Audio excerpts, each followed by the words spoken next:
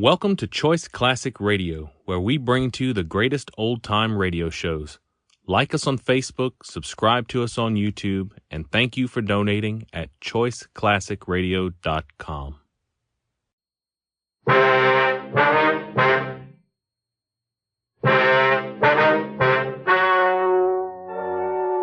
Ladies and gentlemen, the story you are about to hear is true. The names have been changed to protect the innocent.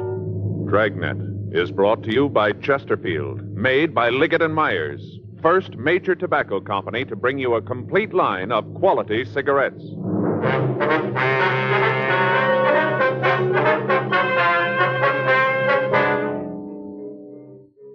You're a detective sergeant. You're assigned to homicide detail. The body of an attractive woman has been found in a downtown office building, beaten to death with a piece of lead pipe. The killer has escaped into the city. Your job, find him. Today, friends, you hear these three words everywhere.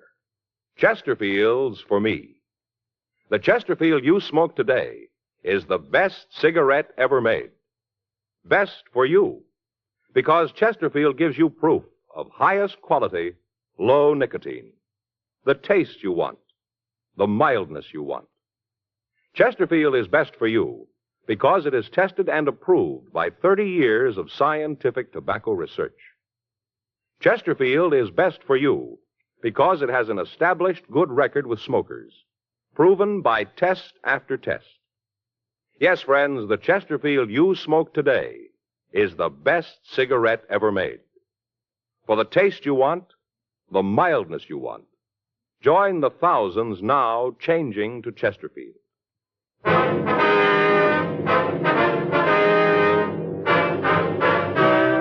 Dragnet, the documented drama of an actual crime. For the next 30 minutes, in cooperation with the Los Angeles Police Department, you will travel step by step on the side of the law through an actual case transcribed from official police files. From beginning to end, from crime to punishment, Dragnet is the story of your police force in action. It was Thursday, April 15th. It was warm in Los Angeles. We were working the day watch at a homicide detail. My partner's Frank Smith. The boss is Captain Lorman. My name's Friday. We just left the murder room, and it was 7:40 a.m. when we got to suite 718, the building manager's office. Miss Joyce? Yes. You men cops? Yes, ma'am. We understand you're the one who found the body, is that right? Oh, that's right. I found her. Oh, it was an awful thing. This is my partner, Frank Smith. My name's Friday. Wonder if you feel up to telling us exactly what happened. Oh, sure. Just about the most terrible thing ever happened to me. Is there something we can get you, ma'am? Oh, no, thanks. Janie brought me some hot coffee. Who's Janie? Janie Alquist. She works the first 3 floors. She brought me some hot coffee. I see. She was up here and they let her bring it. All right, Miss Joyce. Could you just tell us about it, please? Look, right from the beginning. You want to hear all about the whole thing? If you would, please. Well, I came on at 4, just like always. I punched in and came up to the 10th floor and started in. Got the things out of the closet on the 10th. Mm-hmm. Usually I start on the 7th, but now and then I like to do it a little different, and I start on 10 and work down. Yes, ma'am. What time was it when you found the body? Oh, just a few minutes ago. I guess about 7, right around in there. I only had 2 more offices to do, and I'd be finished. I just had 2 more when I got there. Yes, ma'am. You'd go ahead and tell us about finding the body? Oh, well, I unlocked the door, and I saw the light inside. I thought it was kind of funny, because usually it's dark. You mean in the office? Yes, and where Mrs. Fitzgerald's desk is, it's usually dark. Yes, ma'am. I thought it was kind of funny, like I said. But then I thought that maybe she was working. She does accounting, you know, woman accountant, and I thought she was working. Mm-hmm. So I knocked.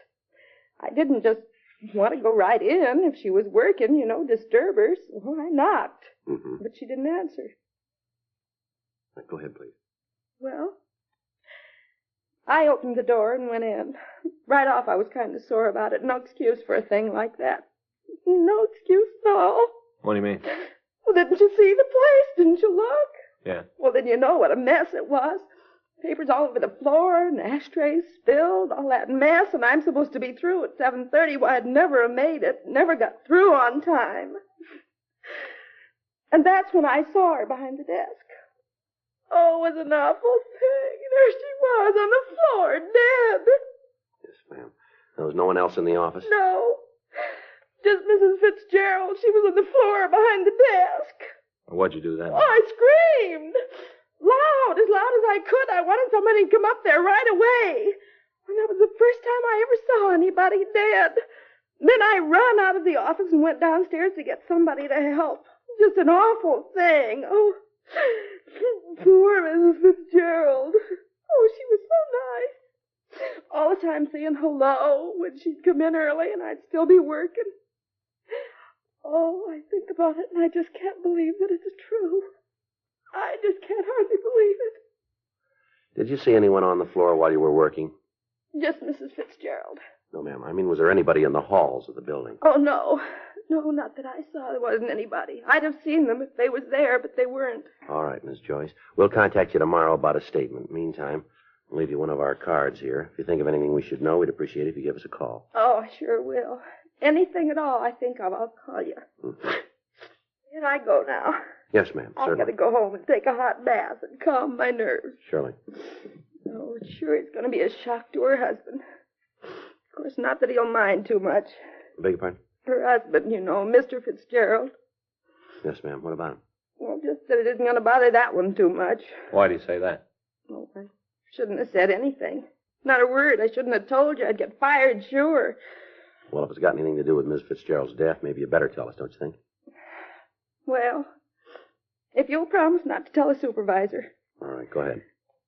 It gets dull just being in a big building by yourself, all alone at night when there isn't anybody around. It's pretty dull. Mm-hmm. Once in a while, not real often, but just once in a while, I kind of read some of the letters that people throw away, you know, in the wastebasket. Mm-hmm. They don't want them anymore, so when it gets real dull, I read them. And I've read some in Mrs. Fitzgerald's office from her husband, Mr. Fitzgerald. Yeah. Seems like they've been having some kind of a big fight, going to court and all. I don't know what it's all about, but they've been fighting. And in the letters, he tells how she ought to leave him alone. I guess she's asking for a lot of alimony or something. That's what it sounded like to me. Some of the letters, the way he wrote to her, mean, used to threaten her all the time. You saw these letters where he threatened her, did you? Yes. One, I guess it was about a week ago. He said in that if she tried to railroad the thing through, now that's what he said, railroad the thing through, he'd come up here and... Yes, go ahead. Well, that's all there is. I couldn't find the other piece of the letter where he said what he was going to do. See, she tore up the letters after she read them. All right, Miss Joyce, thank you very much. No, I hope I helped. Yes, ma'am, I certainly have. I sure wish I could have found that other piece of the letter. No way of knowing what it said. Yes, ma'am. You suppose he really meant it? I don't know. We'll ask him.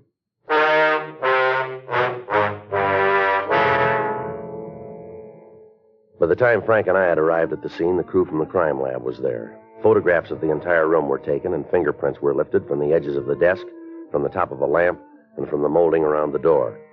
The murder weapon, a 15-inch section of heavy lead pipe, was booked for evidence. There was nothing we could tell from the pipe itself other than the fact that it was the murder instrument. It was a plain piece of 3/4-inch pipe. One end was wrapped in a heavy brown paper. The other was blood-stained. Because of the appearance of the office, it looked as if robbery was the motive for the crime. However, on examination of the victim's personal effects, we found that 2 large diamond rings were still on her fingers. In her purse, we found cash in the amount of $226. On the desk itself, we found a woman's wristwatch set with 12 diamonds. The fact that none of this had been removed apparently ruled out robbery as the motive. The other employees of the building were questioned, but they were unable to shed any light on a possible suspect. None of them had seen any unauthorized persons in the place after closing hours. People on the street in the immediate vicinity were questioned. The only lead we were able to come up with was that at approximately 7:02 a.m., a newsboy had seen a short, stocky man walk from the office building entrance. Other than the brief description of the man's build, the witness was unable to tell us anything. An immediate broadcast was gotten out on what information we had. From a telephone book in the victim's desk, we got an address for her husband, Oscar Fitzgerald. It was a men's club located in downtown Los Angeles. Frank and I drove over to talk to him. Come in. Thank you. Thank you very much. Sit down. I'll call for some coffee. You fellas want some? No, thanks. No, sir. You don't mind if I have some? No, you go right ahead. Room service, please. Kind of early for the cops to come calling, isn't it? Yes, sir, I guess it is. This is Mr. Fitzgerald, room 417. Would you please send up a pot of coffee? That's right. Oh, and send a large glass of orange juice, too, huh? Yeah, make sure it's cold. 417. Right. One thing I can't go is warm orange juice. Like a cigarette? Yeah, thank you. Now, what's this all about? What do you want to see me for? Well, when's the last time you saw your wife? Ada? Thank you. I guess a couple of weeks ago. Why? Well, can you narrow that down to a day? Why? Any special reason for me to? Well, we'd like to hear it. Well, let's see. I guess it was around March 30th. I can check it if it's important. Where'd you see her? With my lawyers, we had a conference to try and work out the divorce and settlement. What line of work are you in, Fitzgerald? I think you better tell me what this is all about before I answer any more questions. If this is some sort of trick Ada's trying, you tell her it won't work and she can get off my back. No, it's no trick. I think it might be better if you'd cooperate with us and answer the questions. All right, but I'm going to tell you going in that if you try to pull a fast one, I'm going to deny everything I tell you now. If you tell us the truth, you won't have any trouble. Now, where do you work? Right now, I'm between. What's that mean exactly? I'm an actor right now. I haven't got an assignment. Where'd you work last? Picture studio. Look, until you tell me what this is for, I'm not going to give you any names. Can you give us your movements for the past few days? Starting when? Well, let's try the day before yesterday. Okay, I got up and went out to see my agent. Of course, that was a waste of time. Hung around the office for a couple hours and then had lunch on the strip. After that, I came downtown, saw a movie. I came home, took a shower, and then kept the dinner engagement. You prove that? If I have to, yeah. But you're getting no names until I know what's going on. All right, how about yesterday? What'd you do then? I got up and went out to my agent's. He told me he had a part on the fire. We went out on an interview. I was at the studio until about 4:30, and then we went back to my agent's office and had a couple of drinks. After that, I came back here, didn't feel too good, and I went to bed. Well, the man at the desk would be able to verify all that, would he? Yeah, just ask him. Fitzgerald, how'd you get along with your wife? Well, it's not any of your business, but I'll tell you. It isn't any secret. I hated everything about it. You ever have any fights with her? Not more than 5 a week for the past 4 years. You ever hit her? You know, people win money for answering questions on quiz shows. What happens if I answer the big one? Well, that depends on how you're going to answer it. We understand you wrote your wife some threatening letters now, is that right? I guess you could call them that, yeah. I told her to get off my back and leave me alone. Told her if she didn't, she was building more trouble than she could handle. You ever threaten her life? No. I'm not going to try to tell you that there weren't times when I could have killed Ada. There were a lot of them, but it wasn't worth it, not for her. What'd you argue about mostly? The divorce. I've been trying to get one for the last 4 years. Ada wouldn't see it. Finally, when I did talk her into it, the settlement she wanted was way out of line. I wouldn't go for it and told her so. What's all this about the fights and the threatening, anyway? Something happened to Ada, is that it? Yes, sir. She been hurt? I'm afraid it's more serious than that. She dead? Yes, sir.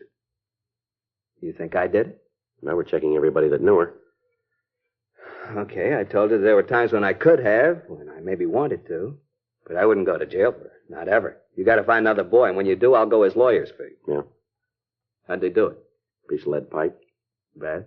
Yeah. Rough way to go. Is there an easy way?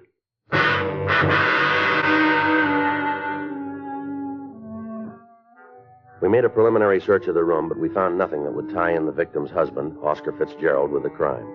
We talked to the desk clerk, and he verified the man's story that he'd been in his apartment the evening of the killing. Fitzgerald made arrangements with us to attend the coroner's inquest, and Frank and I went back to the city hall. We checked with the crime lab on their investigation. Lieutenant Lee Jones told us that they'd been able to lift several partial fingerprints from the murder weapon, but that they were impossible to classify. He went on to say that the other prints that had been found at the scene were unusable as evidence, since it would be difficult to get enough points for identification. The other physical evidence taken from the office was of little use. A check had been made of the piece of pipe, but it was found to be of a common type and impossible to trace. Microphotographs had been made of the serrated edges, and these had been booked as evidence. We asked the stats office to make a run on the M.O. of the crime, and they told us that they would start through their files immediately. For the next 2 days, Frank and I talked to all of the friends and relatives of the victim, attempting to find a motive for the crime. From what we had to work on, the only plausible reason for the killing was either revenge or jealousy. None of Mrs. Fitzgerald's friends or business acquaintances were able to point out anyone with a strong enough reason to kill the woman. Monday, April 19th, Frank and I got back to the office after interviewing one of the victim's business competitors. Well, that's another one that didn't go anyplace. It seems like that's all we've been drawing on this one, doesn't it? Yeah, I'll check the book. All right. Anything come in from the stats office yet? No, said they'd have the rest of the run for us this afternoon. First punch didn't turn anything. I got it. Homicide, Friday. Yeah, Jack. Anything on him? Sure. We're no place now. Well, no, anything's got to be. Want to give me that address? All right. All right, we'll check it. Good. All right, Jack. Thanks again. Bye. This is Jack McCready. Says he talked to one of his informants this morning. Guy came up with a couple of good things, maybe. Yeah? One of them's about a guy in the Olympia bar at 4th and Kohler. Fellow's pretty drunk. Been doing a lot of talking down there. Something for us? Maybe. He's bragging about beating a woman to death with a piece of pipe.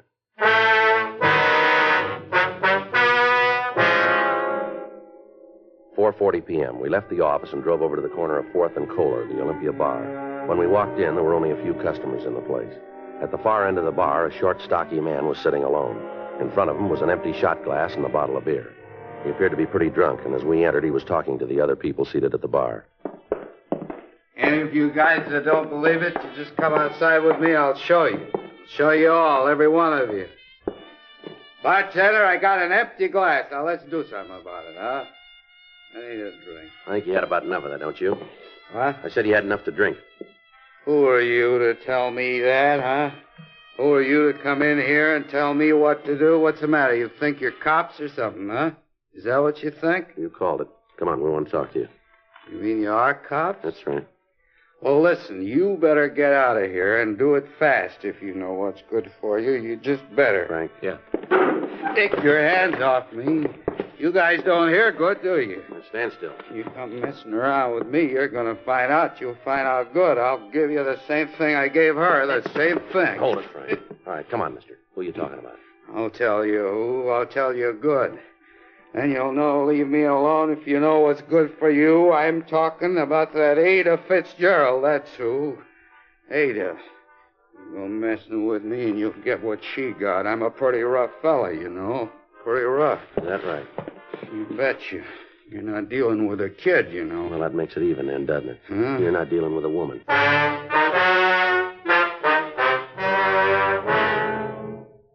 We took the suspect down to the homicide squad room. He identified himself as Carl Neely. He was handcuffed to a chair, and we ran his name through the record bureau. He had a long string of arrests for various charges, including attempted robbery, assault, and assault with intent to do great bodily harm. He'd never been convicted on a felony, but his record showed that he'd served 2 terms in the county jail for drunk charges and creating a public nuisance. While we were checking his record, the suspect passed out in an alcoholic stupor in the squad room. We contacted Sergeant Jack McCready and Officer Danny Galindo and asked them to make a search of the suspect's residence. In going over the place, they'd found a blood-stained shirt and a coat. The garments were packed in a cardboard box that had been hidden under the kitchen sink.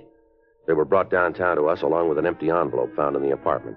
It had been sent to the suspect, Neely, and the return address on the back indicated that the letter had been sent by the victim's husband, Oscar Fitzgerald. We waited for the suspect to come to enough for us to question him. Frank went out and brought back some hot coffee. We tried to get Neely to drink some of it. 8:40 p.m. It's got hot. All right, come on, try some more.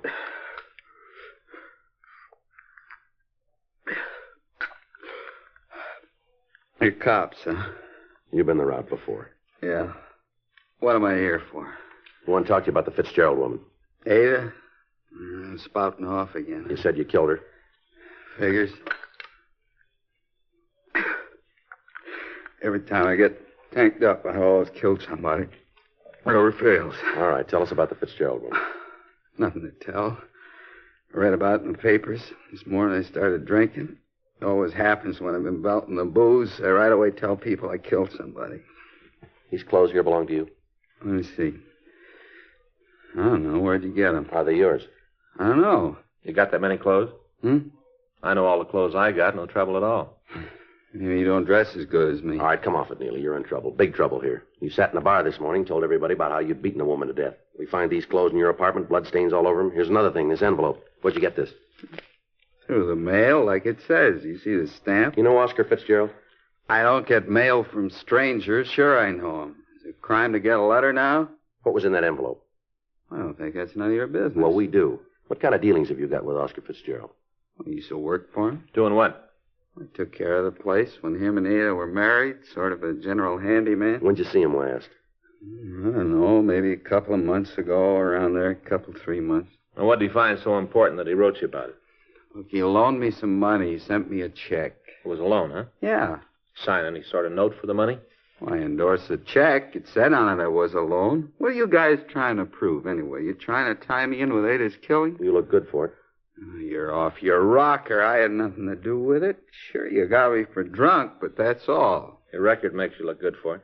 Clothes we found in your apartment don't help you. You sure Oscar Fitzgerald didn't pay you to kill his wife? Be a lot better if you told us the truth here, Neely. I'm telling you the truth. It's right in front of you. All you got to do is open your eyes. It's there. Where'd the bloodstains come from? They're mine. Well, tell us about it. I got in a fight with another fella. Where? A bar down on 7th. When? Wednesday. Last week? Yeah, last Wednesday. What time did you have this fight? Closing time? That'd make it about 2 o'clock, huh? That's when the bar's closed. Where'd you go after you had the fight? Went up to a friend's house and had a couple more drinks. Who's a friend? You don't know him. He's got no record. What's his name? I don't want him dragged into anything. What's his name?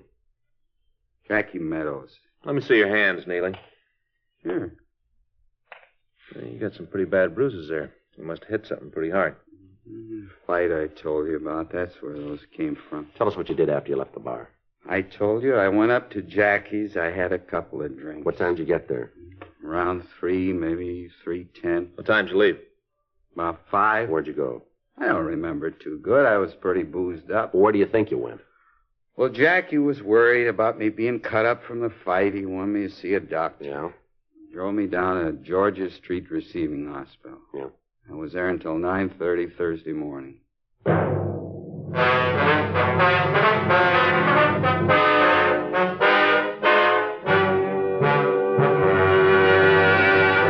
You are listening to Dragnet, the authentic story of your police force in action.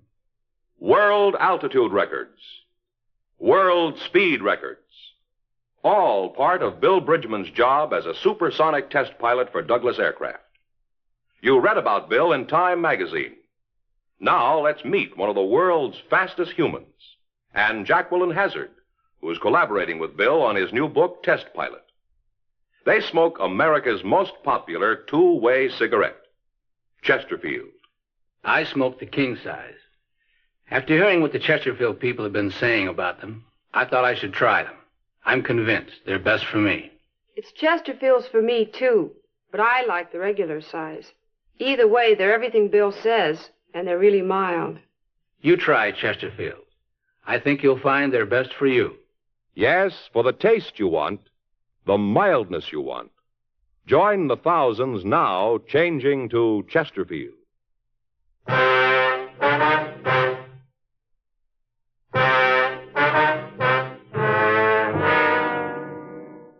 A call was put through to Dr. Hall at Georgia Street Receiving Hospital, asking if a patient was given emergency treatment on the morning of Thursday, April 15th. A search of the hospital records verified the story told to us by the suspect, Carl Neely. We checked through our crime reports, and we found that a miscellaneous injury report had been made. From the coroner's report, we knew that the victim had been murdered between the hours of 5 a.m. and 7 a.m. on that morning. We got in touch with Neely's friend, Jackie Meadows, and he also verified the suspect's story. He was booked in at the main jail on a charge of being drunk in a public place, and Frank and I started checking out the remainder of the list that the stats office had given us. Originally, there had been 12 names on the list. We talked to 10 of them. The 11th, a Norman Sitkin, had a record of burglary, attempted robbery, and assault with a deadly weapon. He'd been arrested and brought to trial on a charge of murder 3 years previously, but he'd been acquitted. The circumstances surrounding his arrest were the same as those in the Fitzgerald case. The main reason he'd been released a free man was the testimony of his mother, who had sworn that Sitkin had been home with her on the night of the killing. When we went out to his home, we found that he wasn't there. We talked to his mother, and she told us that he'd been in San Diego for the past 3 days. Under interrogation, we established the fact that on the night of the Fitzgerald killing, Sitkin hadn't been at home, but that he had been in Los Angeles. We put in a call to the San Diego authorities and talked to Lieutenant Mort Gear in the homicide detail. We contacted the hotel where he was staying in Los Angeles, and a 24-hour stakeout was placed on the location. Wednesday, April 21st. Frank and I got back from lunch. Better put in a call to Mort, huh? See if they got anything on Sitkin? Yeah. You want to do it? Right. Okay.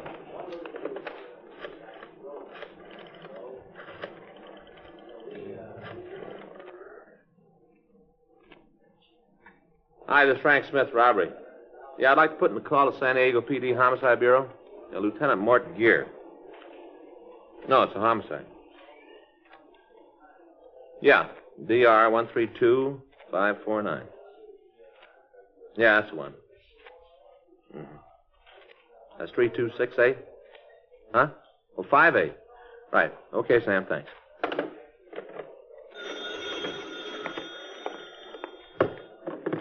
I'm on this one, Joe. Oh, sorry. Homicide, Friday. Yes, sir? No, that's right. When was that? Yes, sir. Right away. Cancel that call, Frank. What do you got? Sitkin just walked into his hotel.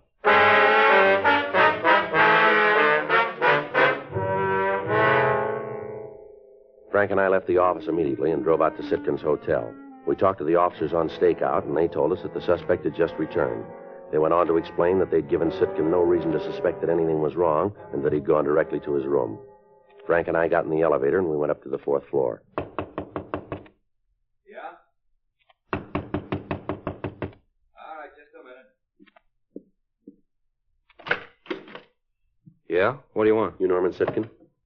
Yeah, what do you want? Police officer. Come on. You got no right to do this. Let me see your warrant. Get your coat, Sitkin. We want to talk to you. What for? What do you got to talk to me about? I got nothing to say. Get your coat. Why? What's the charge? What are you taking me in for? Suspicion of murder? You're kidding. Well, you just keep thinking, man. You mean this is for real? Come on, let's go. Oh, no, wait a minute. I want to know what this is all about. Is that so? Well, sure. Figure I had something to do with that woman who was beaten to death downtown. Fitzgerald, I think that's the name, huh?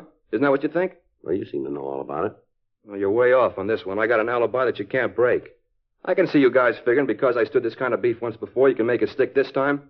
Well, it won't work, cop. None of it fits together. I can prove where I was that night every minute. All right. That's right, every minute. You check in my house. Happens I was with my mother, just like the other time. All night I was home. You going to stand on that? Well, there isn't any other way. Well, that's going to make it a lot easier then. Well, what's that supposed to mean? We've talked to your mother. She says you weren't home that night.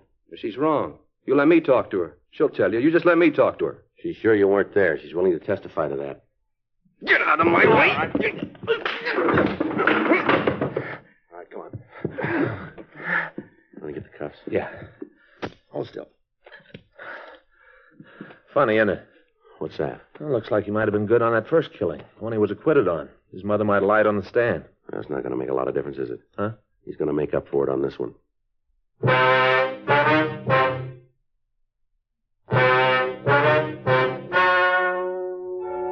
The story you have just heard is true. The names were changed to protect the innocent. On August 17th, trial was held in Department 97, Superior Court of the State of California, in and for the County of Los Angeles. In a moment, the results of that trial. Now, here is our star, Jack Webb. Thank you. Earlier, George Fenneman told you exactly why the Chesterfield you smoke today is the best cigarette ever made. And best for you. Now, the rest is up to you. Get a carton or two for yourself. Smoke 'em and you'll say as we do, it's Chesterfields for me.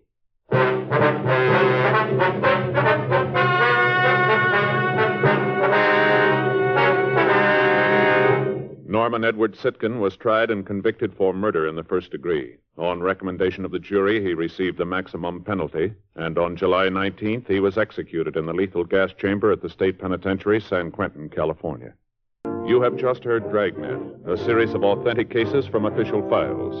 Technical advice comes from the Office of Chief of Police W.H. Parker, Los Angeles Police Department. Technical advisors, Captain Jack Donahoe, Sergeant Marty Wynn, Sergeant Vance Frazier. Heard tonight were Ben Alexander, Virginia Gregg, Herb Ellis. Script by John Robinson. Music by Walter Schumann. Hal Gibney speaking.